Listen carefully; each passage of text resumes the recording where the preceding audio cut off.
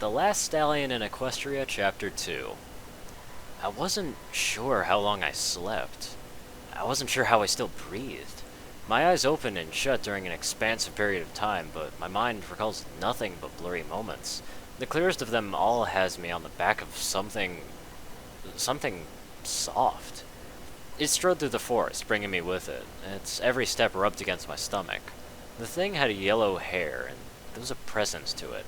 One strong enough for my deprived mind to recall, though I remembered how the kind aura soothed me to slumber. All that led to now, and I was lying in some bed. It was the first bed I'd slept on since coming here. Too sore for me to move, I laid in place, letting my eyes do all the moving. Letting my head roll to the left, the contents of a room greeted me. A table next to the bed, some booksellers along the wall, and a closet in the distance. Where was I? A home to be sure, but one strangely barren. That meant out of all the things to find me in the woods, it was a mare that had taken a role as a predator.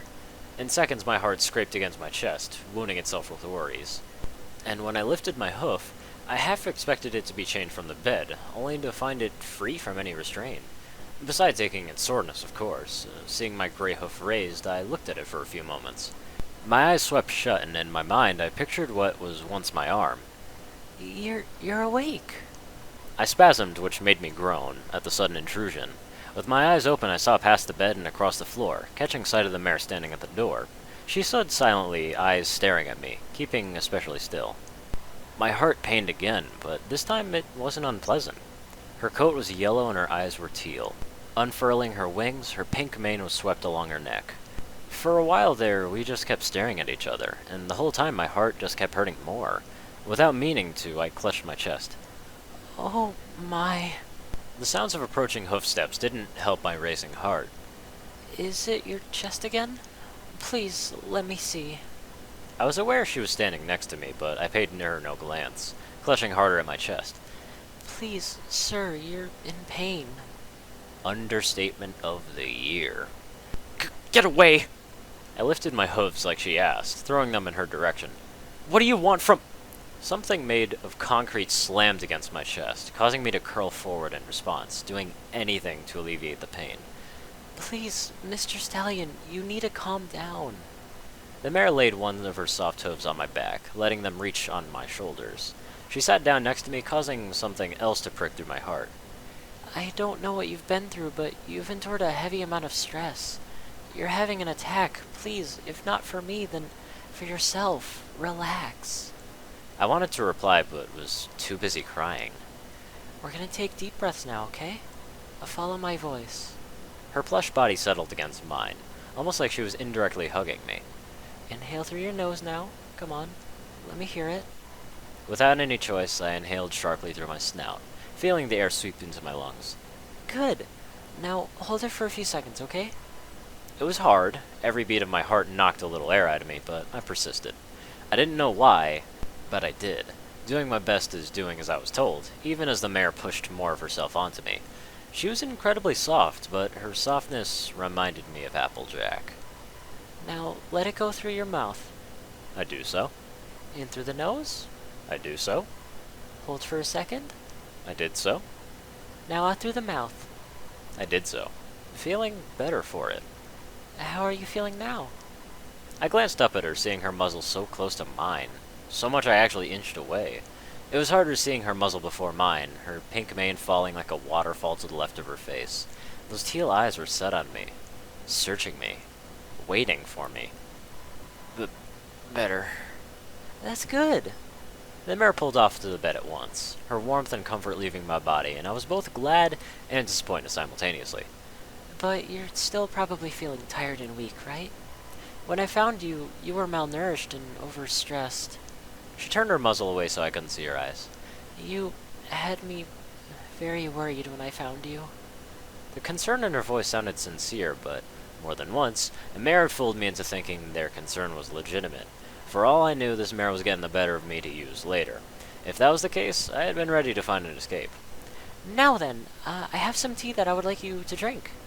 Fluttershy took a step over to the table. Hovering over it, she picked up a white cup with her wing, then brought it over to me. It may be cold, but it's mixed with some important herbs. You need to drink it all, okay? The way how she spoke confused me slightly. She always gave a demand, something that needed to be done, though it was addressed like an order, and she still asked for my permission first, with that constant okay. What's your name? She hovered over me lying, blinking. Oh, dear, you have me so startled that I forgot to introduce myself. Clearing her throat, she held against her chest. My name is Fluttershy. I found you outside during one of my nightly walks. You passed out right in front of me. Her muscle pulled back an inch after those words were said, her eyes looking to the right, retreating slightly behind her mane. It warmed my heart to see, a sensation I was on guard to oppose. For whatever reason, I almost felt like apologizing. And this place? It's my cottage. We're alone at the moment, and awfully far from town. Fluttershy peeked out from her mane and gazed down at me. But for some pony like you, that's what you want, isn't it? I slowly nodded. Yeah. Silence. With that out of the way, will you drink this tea, please? My eyes traveled down to the cup. It was white and the liquid was brown. She held it out towards me and I didn't take it. Will this knock me out again? It may make you sleepy. Drink it yourself. Fluttershy blinked. But why? Because last time a mare tried to offer me a drink of water, she slipped something in it. I inched slightly to the left, in using an effort, but a gesture of distance nonetheless. No offense, I appreciate the help, but all you mares end up trying to take me and something pricked in my heart again. It wasn't right of me to class a gender together simply because of its gender, but in this world, distrusting the opposite sex has never sent me wrong. Too many of them were crazy. It was safe to assume that they all were crazy. It didn't make me feel better about my judgment, but after what happened with Applejack, I wasn't really willing to trust a mare with good intentions again. Still, even in my distance, I glanced over at Fluttershy, not expecting the sight which I saw. She had the cup to her lips, letting the rim settle in between them. One of her eyes were closed and the other was set on me. It blinked when I made eye contact. She made a show of taking a mouthful of tea, even to the point where her cheeks puffed out. Then, pulled the cup away, she stared at me, her mouth full of tea, and she still found a way to smile. After that, she tilted her head back, letting me watch her swallow, seeing the bulge travel down her throat and deposit into her stomach. Whatever you may have, Fluttershy began as she looked back down, I'll have it first, so please, will you drink some now? I still kept staring at her, blinking. I was blinking. Why would you...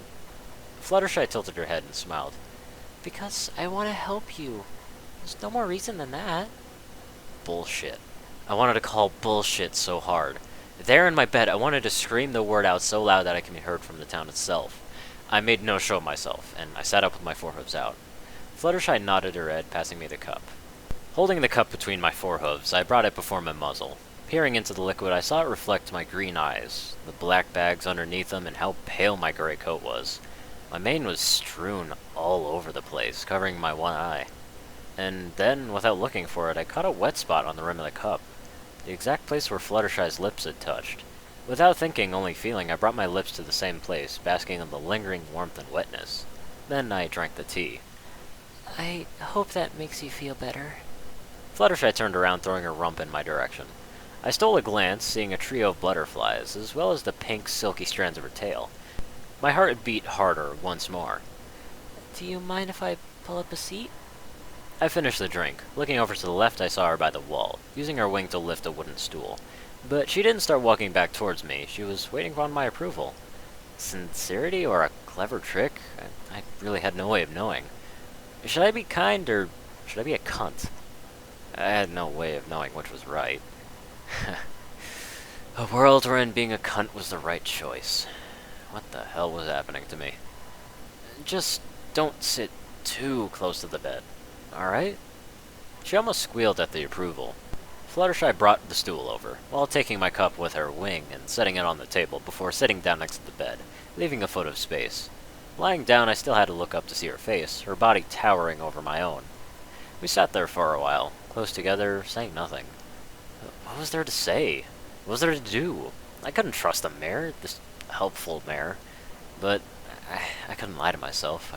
couldn't keep up the charade that I didn't like her, that I was not taken by her beautiful looks and kind air. And that's what made her so dangerous. Even when Applejack had revealed herself, had taken me, I'd still let myself be taken, still like her, still kiss her, still make a grab for her flanks and shoo my freedom away. May I ask for your name? Her voice snapped to me those thoughts. What? Well, it's just... you know my name. I swallowed. Looking straight up at the ceiling, I debated internally. You don't have to tell me, that is, if you don't want to. Fluttershy said.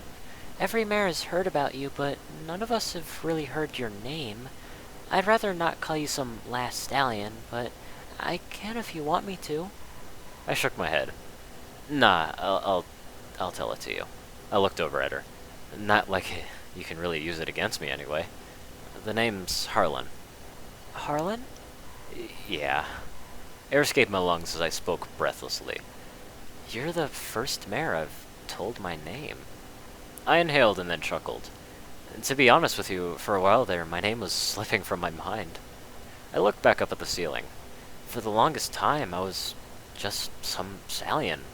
What a name that would have been, huh? Harlan. Huh. My eyes moistened around the corners. Could you... say that again? I heard her inhale. What? Your name? I haven't heard anyone say it in such a long time, I replied. Can you... say it one more time for me, please? Harlan! Harlan! When I rolled my head towards her, I saw Fluttershy giggling into her hoof, her eyes closing while she did so. It's such a strange and sweet name. I don't think I've ever quite heard anything like it before. That's probably because you haven't, and I would be worried if you did. Fluttershy opened her teal eyes, and once again we were staring at each other. Names where I'm from tend to be simple and straight. Here it's like a clown gave everyone their names. So, you don't like the name Fluttershy then? Beautiful name here, I said, feeling my cheeks slightly burn. But back at home, someone with a name like that would get a few stares. A little bullying while they're in school. I exhaled deeply. Creative name, though. I like it. I'm glad you do. Fluttershy started to look in between her legs. Though her mane covered most of her face, I could see pink coloring in her eyes. She was enjoying this, too? She was enjoying me? The last thought didn't surprise me. Every mare here wanted to sleep with me. And thinking that made me feel like a dick. I shook my head at the thought. It was true every mare wanted to sleep with me, if only because I was the last stallion, but with that in mind, what was happening between Fluttershy and me, that was different. It was liking each other without any sex involved. It was more genuine and sincere in a way. In a way since I've longed for. But I couldn't let myself be swayed so easily. I could enjoy Fluttershy's company, so long I was on the lookout for an escape. May I ask you a personal question, Harlan? I blinked. Sure. It's true, isn't it? That you're not from here? You come from another world, right? I looked up again, but this time keeping the corner of my eyes on Fluttershy. Then I nodded. That's right. It wasn't until some time ago that I was back home. I closed my eyes and let out a sigh. I came from a planet called Earth. The people there were, well, not ponies. Not ponies? Yeah, humans instead. Kinda like you, but taller, walking on 2 feet, skin instead of fur, and the guys took care of the girls. Stallions took care of mares? And that's when I caught her off guard. Not the whole completely different species thing, but rather the roles that the gender played. People or ponies got to choose what they care about most, I guess. Yeah, I replied after a second of silence. Even then, it's not as aggressive as it is here. That answer led back to silence. I didn't dare break it, not while she was thinking. Thinking about... well, I had no clue. For the moment, she seemed interested in both me and my history, and that, well, nice to have someone care about me after such a long time, even if I was hesitant to accept it. May I ask another question? Go ahead. The Stallions. She went silent. I knew where this was going. How I'm the last of my kind, where they went and why. Fluttershy only nodded. I sighed. I wish I could tell you the full story. I'm not even sure of it myself. I closed my eyes and tried to recall the memory vividly. I was going through a tough time back at home. Some stuff I'd rather not get into. I clenched my eyes harder. Almost made an extremely silly decision. A flash had blinded me before I could do anything. I exhaled. I closed my eyes out of reflex, and when I opened them up again, I wasn't home anymore. Fluttershy spoke up. Does that mean magic took you? Magic or something else? I don't know. I let my eyes slowly reopen, seeing the top of her green blanket that covered my body. Next thing I knew, I was walking on all fours.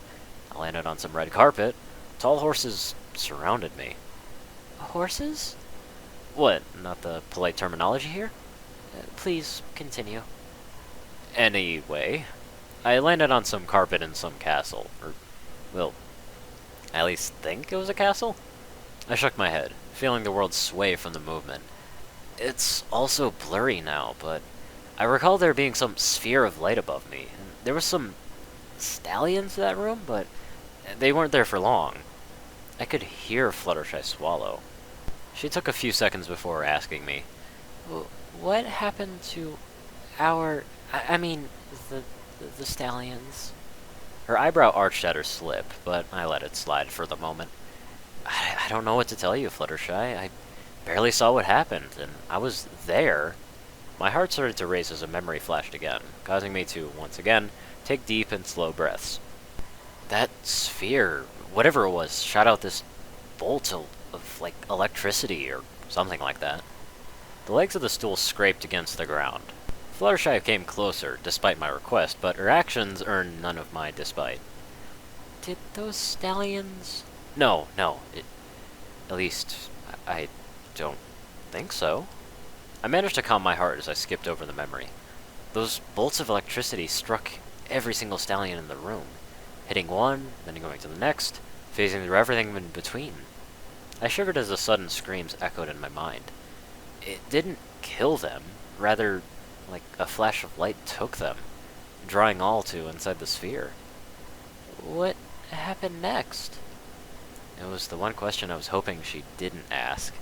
With everything that had happened, I could blame it on the crazy mares, on being in a clunky body that I wasn't used to, on many of things. But the cause of everything coming to be back like that, the blame, it landed on me. I ran. It was a short sentence, yet it said so much. I got scared. Everything around me terrified me, and I ran. My voice broke near the end, and I was careful with my breath to hide my cracks with a deepness of tone. Didn't stop running either. Mares tried to stop me. I was too scared. I just kept running. I closed my eyes to suppress my tears. I kept running and running and running and running. My voice wore down with every pass of the word. Until I was outside of the castle. Until I was outside of the city. And until I was rolling down a mountain. I opened my eyes again. The corner of my eyes burned again. How could I be such a coward? Why did I run? I don't know. I didn't mean to run. I shook my head, feeling a whimper trying to escape me. I was just scared. I didn't want to be scared, but I was scared. Stop. Please. Stop. Don't let any more words come out, Harlan. Stop it. You have to be strong. You can't cry. You're a man. These mares will eat you alive. Stop expressing your fears. Stop expressing yourself to a crazy mare. And it's killing me. Why? Why was I going on? Every mare I met wanted something out of me. Everywhere I had to go, I had to be alone, or else one of you will catch me. I sobbed and I coughed and went off of some more stuff. And I'm just so tired of being alone. But I don't want to be trapped either. I then looked at Fluttershy, beyond controlling my emotions, and pleaded with her. Please, Please don't be like the rest. I cried hard, looking like a wimp. Please take care of me. Please don't trap me. Please don't leave me. How pathetic was that? You begging my predator for mercy? There was no kind mares here. They did not exist in this world. All I had done was let this mare know I couldn't fight her off, that I needed someone of her character desperately. She didn't need a basement to lock me in. She already knew I was emotionally drained and seeking to be replenished. I ran from mares because they were crazy, not because I wasn't needing to be loved. No, I needed to be loved desperately. I need someone to listen to me, who wanted to know who I had to save, who cared for me, who loved me, and that everything that they felt towards me was sincere and genuine. But, well, being the last stallion here made that impossible to obtain and return. At least, that's what I thought for the longest time, until softness enveloped me. I didn't have time to react, only to endure and embrace the body against my own. Without notice, Fluttershy had stood from her stool, came over to my bed, and wrapped her forelegs around my neck. Gently, she pulled my head against her chest, letting her fur dry my tears. That's it. Let it out. From the corner of my eye, I saw one of her wings unfurl, its tip coming to stroke the top of my head. She nuzzled above my ear. Never fear expressing yourself.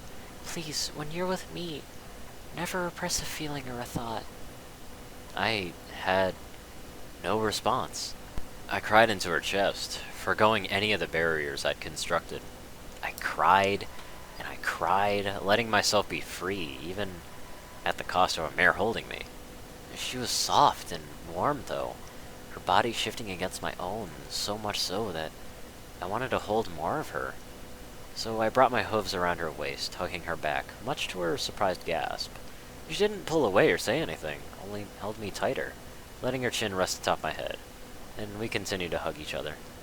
You don't have to be alone. She kept saying it again and again, almost to the point where I didn't know who she was saying it to. The Fluttershy left me to sleep. We didn't say much more after I'd cried. She stayed with me for a while, holding me closer, rubbing my back to the best she could, both of us silent but present in each other's company. A yawn had broken our exchange. With a giggle, Fluttershy had told me it was time for bed. I trusted her enough to lay low in her cottage some more. Once or twice there was a knock at her door, more mares wondering how she was, and if she knew where I was. She told them no and wished them well. It worried me that she was keeping me a secret, then I realized who she was keeping me a secret from. I spent my first day in bed. My body had been weakened and overstrained, and for the first time, I was able to take proper rest. Fluttershy brought me food and drinks, tasty soups and healthy teas. She was kind to me. Far more kind than I deserved. The kindness that caused me to be wary of Fluttershy. And as I laid there in the bed at night, I kicked myself for still not trusting her. Even though the emotional connection that we underwent with each other, I expressed myself to her. I exposed myself to her. Running away from that suspected her from helping me, and there was something deeply cynical and loathing that thinking that kind of way was odd. But I didn't fault myself for it, especially when the hoofsteps came to the door. I kept silent and waited for the knock. The door opened instead, and I blinked. Glancing over my bed and out the window, the moon had taken the sky for the last 5 hours. I exhaled. What was Fluttershy thinking? What was she doing? I pretended to be asleep even when she called my name. Upon getting no answer, I didn't hear hoofsteps leaving. No, they grew closer. She was coming towards me when I was supposed to be asleep, and fear curdled in my stomach. Her shadow covered me, and in a second, her breath was on my cheeks. Though I kept still, I could feel her muzzle drawing closer.